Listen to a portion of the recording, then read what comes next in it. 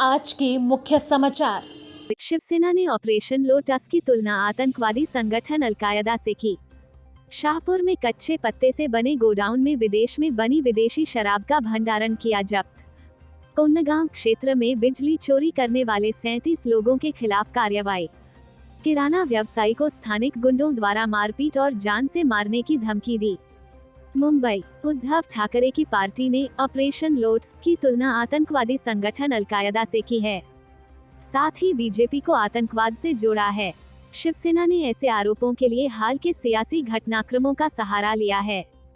देश भर के कई राज्यों में चल रहे राजनीतिक घटनाक्रम को लेकर शिवसेना ने बीजेपी पर निशाना साधा है। शिवसेना ने अपने मुखपत्र सामना के जरिए बीजेपी की कड़ी आलोचना की है। उद्धव ठाकरे की पार्टी ने ऑपरेशन लोटस की तुलना आतंकवादी संगठन अलकायदा से की है। साथ ही बीजेपी को आतंकवाद से जोड़ा है। शिवसेना ने ऐसे आरोपों के लिए हाल के सियासी घटनाक्रमों का सहारा लिया है। भगवा पार्टी ने अपनी लेख में दिल्ली के मुख्यमंत्री अरविंद केजरीवाल के उस दावे का भी जिक्र किया है, जिसमें उन्होंने कहा था, आम आदमी पार्टी की सरकार को गिराने के लिए जो ऑपरेशन लोटस चलाया गया था, वो फेल हो गया है। शिवसेना ने अपने मुखपत्र में लिखा है कि सरकारें चुनकर लाने की बजाय विरोधियों की सरकारों को गिराने और पार्टी तोड़ने की सियासी घटनाएं खूब हो रही हैं। भगवा खेमे के कहना है कि इस कारण से विष्णु का पसंदीदा फूल कमल बदनाम हो गया है। ऑपरेशन लोटस अलकायदा की तरह दहशतवादी शब्द बन गया है। शिवसेना का कहना है कि दिल्ली की सरकार को गिराने के लिए शुरू किया गया ऑपरेशन कमल फेल हो गया है। इससे भाजपा की पोल खुल गई है। सामना में बिहार का भी जिक्र है, जहां हाल ही में सरकार बदली है। साथ ही यह भी कहा कि तेलंगाना के मुख्यमंत्री केसी चंद्रशेखर राव ने अमित शाह को खुली चुनौती दी कि ईडी, सीबीआई आदि लगाकर मेरी सरकार गिरा कर दिखाओ। ईडी, सीबीआई का इस्तेमाल कर केजरीवाल की सरकार को गिराने का प्रयास चल रहा है।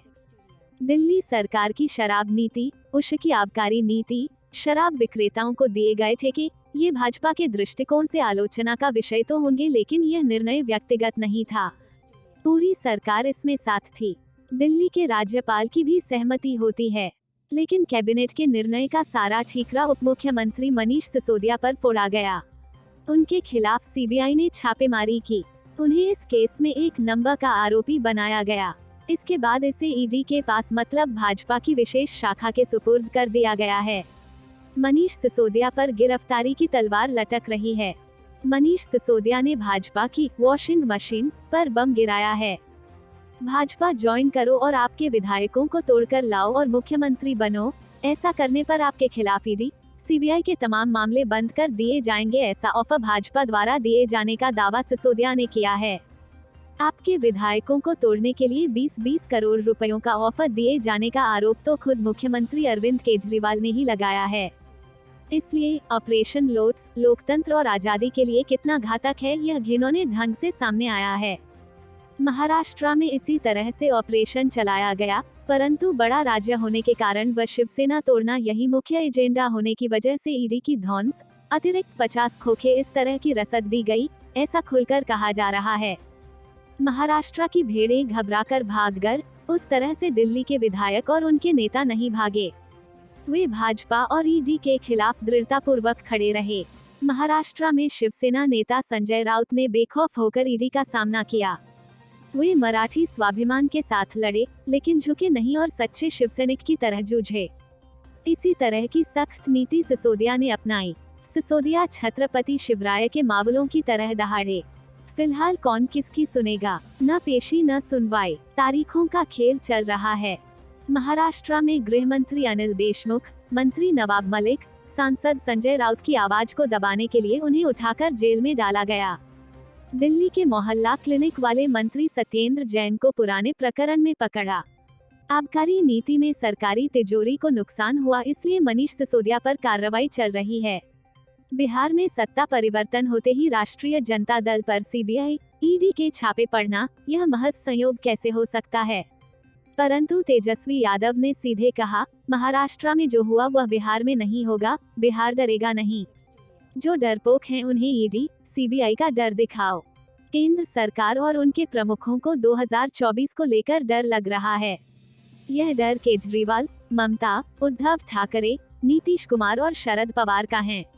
इन प्रमुखों को अपने साये से भी डर लगता है, इसलिए नितिन गडकरी और शिवराज सिंह चौहान के भी पीछे पड़ गए, ऐसा लगता है।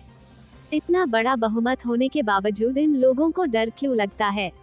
इसका एक ही उत्तर है, उनका बहुमत पवित्र नहीं है, वह चुराया गया है। ठाणे जिले के भाटसा रोड शाहपुर में एक कच्चे पत्रे से बने गोडाउन में विदेश में बनी विदेशी शराब का भंडारण किया जा रहा था।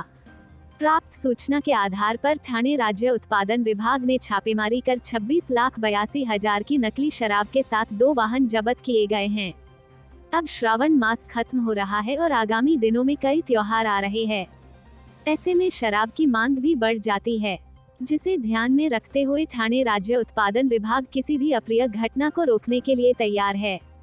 इसी तरह ठाणे राज्य के उत्पादन विभाग को ठाणे जिले के शाहपुर में बीरवाड़ी के भाटसा रोड स्थित विठल लकड़े के घर के पीछे कच्चा पत्रा के गोडाउन में नकली गोवा निर्मित शराब होने की जानकारी मिली इस गुप्त सूचना के आधार पर राज्य के आबकारी आयुक्त कांतिलाल उमाप और ठाणे राज्य आबकारी विभाग के अधीक्षक नीलेश सांगरे के मार्गदर्शन में 26,82,000 का माल जब्त किया गया।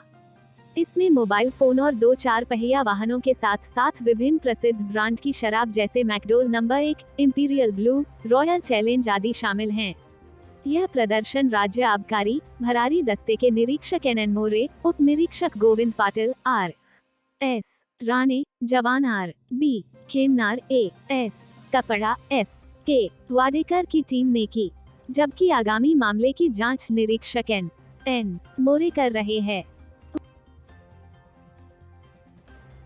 उल्लासनगर महावितरण के टिटवाला अनुमंडल के कोनगांव क्षेत्र में बिजली चोरी करने वाले 37 लोगों के खिलाफ कार्रवाई की गई। इस अभियान में महावितरण की टीम 20,28,000 रुपए की बिजली चोरी का पर्दाफाश करने में सफल रही। भिवंडी के शांतिनगर पुलिस स्टेशन में कोनगांव और पिंपलास के 37 लोगों के खिलाफ बिजली चोरी का मामला दर्ज किया गया है। महावितरण कल्याण परिमंडल के जनसंपर्क विभाग द्वारा दी गई जानकारी के अनुसार गंगाराम गायकवाड़, सुखदेव गायकवाड़, रमेश पाटिल, सुदाम गायकवाड़, कैलाश गायकवाड़, पुंडलिक गायकवाड़, उमेश पाटिल, बालू गायकवाड़, दीपक गायकवाड़, धनश्री गायकवाड़, सुरेश कामकर, गंगाराम गायकवाड़, उषा पाटिल, किरण पाटिल, हनुमान पाटिल, सचिन पाटिल, गोपीनाथ पाटिल सभी पिंपला निवासी और संभाजी बबन पाटिल, बाबू डूंडा पाटिल, गुलाब पाटिल, बलवंत पाटिल, हेमंत पाटिल, विलास पाटिल, मुरलीधर पाटिल, बिल्ला पाटिल, मंगेश पाटिल, पप्पू पाटिल, गणपत पाटिल, अविनाश जोशी, पिंटू जोशी, वंदना पाटिल, श्रीराम पाटिल, प्रमोद पाटिल, पंकज भंडारी, श्याम पाटिल, वसंती पाटिल, नारायण कराले सभी कोनगांव निवासी के खिलाफ शांतिनगर पुलिस स्टेशन में मामला दर्ज किया है। सभी आरोपितों ने बिजली मीटर में आने वाली केबल को टैप कर बिजली के मीटर से बचते हुए एक दूसरे से बिजली का इस्तेमाल किया है। कल्याण अंबिवली परिसर में रहने वाले राकेश हीरालाल यादव, जो कि एक किराना व्यवसायी है, उन्हें स्थानीय गुंडे द्वारा मारपीट किए जाने के साथ ही जान से मारने की धमकी दिए जाने का मामला सामने आया है। फरियादी ने स्थानीय पुलिस और पुलिस के आला अधिकारियों के साथ ही सरकार से अपनी और अपने परिवार की सुरक्षा की गुहार लगाई है। मिली जानकारी के अनुसार राकेश हीरालाल यादव का अंबिवली में साईबाबा किराना एंड जनरल स्टोर है, जिससे हुई आय से अपने परिवार का भरण पोषण करते हैं। राकेश यादव ने पुलिस में शिकायत की है कि वह जब दुकान का सामान लेकर जा रहे थे तभी उसी परिसर में रहने वाला बदमाश किस्म का आदमी अनिल कथोड़ भगत ने रास्ते में रुकाया और दारू के नशे में वो मुझे धमकी देने लगा और कहने लगा, भैया तुम लोगों का बहुत नाटक हो गया है, ऐसा मुझे गाल पर चांटा मारा। फिर उसके स्कूटी में रखे कोता लेकर आया और मेरे गर्दन पर रखा और बोला कि तुझे और तेरे परिवार को जान से मार देंगे। अनिल भगत बोला कि तू पुलिस में मेरा कंप्लेंट किया तो जान से मार दूंगा। इस घटना की शिकायत राकेश यादव ने खड़कापाड़ा पुलिस स्टेशन में की तो पुलिस ने भादवी कलम 323, 504 और 506 के तहत NCR पर NC No 1572/2022 गुनाह दर्ज किया है। इससे असंतुष्ट होकर राकेश यादव ने मुख्यमंत्री, गृह मंत्री, पुलिस महासंचालक और पुलिस कमिश्नर से पत्र देकर मांग की है कि FIR दर्ज, आरोपी पर कड़ी कार्रवाई हो, मेरी और मेरे परिवार को जान का खतरा है। राकेश यादव ने प्रेस विज्ञप्ति के माध्यम से पत्रकारों को भी जानकारी दी है। Bureau report, Mumbai.